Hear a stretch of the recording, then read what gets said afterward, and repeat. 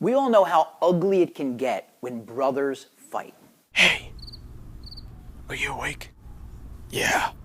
I just want you to know I hate you. You better not go to sleep. As soon as your eyes shut, I'm gonna punch you square in the face. Indeed, if you look at the first book in the Torah, Genesis, it's filled with stories of sibling rivalry. Cain kills Abel. Esau plots to kill his brother Jacob, Yaakov. Joseph is sold as a slave by his brothers. But then when we get to the second book, the book of Exodus, two boys are born, two brothers in Egypt, and they, Moshe and Aaron, Moses and Aaron, along with their sister Miriam, literally rewrite history. Not only do they get along, but they form a holy alliance that serves as a role model for all siblings for eternity.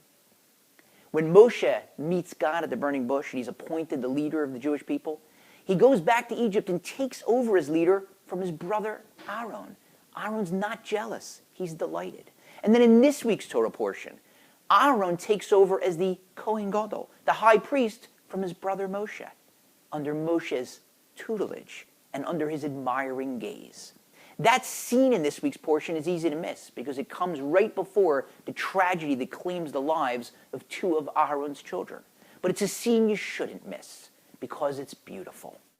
Moshe has been serving as the high priest for the first 7 days of the inauguration of the Mishkan, the tabernacle. Now it's the 8th day. Instead, Aaron takes on the role. He wears the garments of the high priest, performs the service along with his sons, and then Moshe enters the Mishkan with him. They pray, they bless the people, and in a blaze of glory, God's presence appears. A fire flashes down from heaven and burns the offerings. And the people are amazed and they rejoice and fall on their faces. The sages tell us that there was a lot more going on during that scene than meets the eye. Aaron was upset. He said, I've performed the service, but God's presence still hasn't appeared. It must be that he's still upset at me after the golden calf. Moshe, my brother, what have you done? You told me to do the service, but God hasn't appeared. And that's when Moshe went and entered with him, and then God appeared.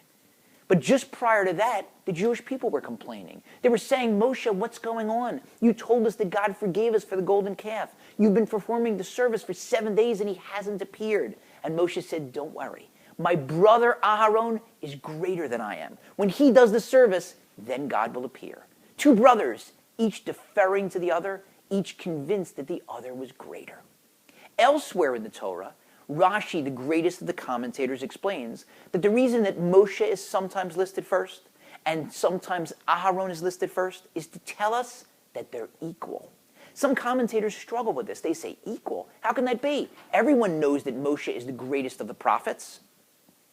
And so some explain that what it means is that even though Moshe had greater potential than Aaron, since they both fulfilled their full potential, it's as if they're equal. But I'm not so sure that Rashi doesn't mean exactly what he says.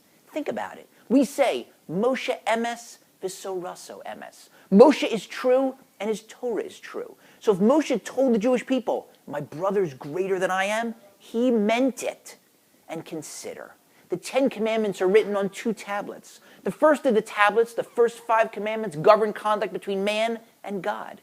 The second 5 on the other tablet, fully half of the commandments, govern conduct between man and man.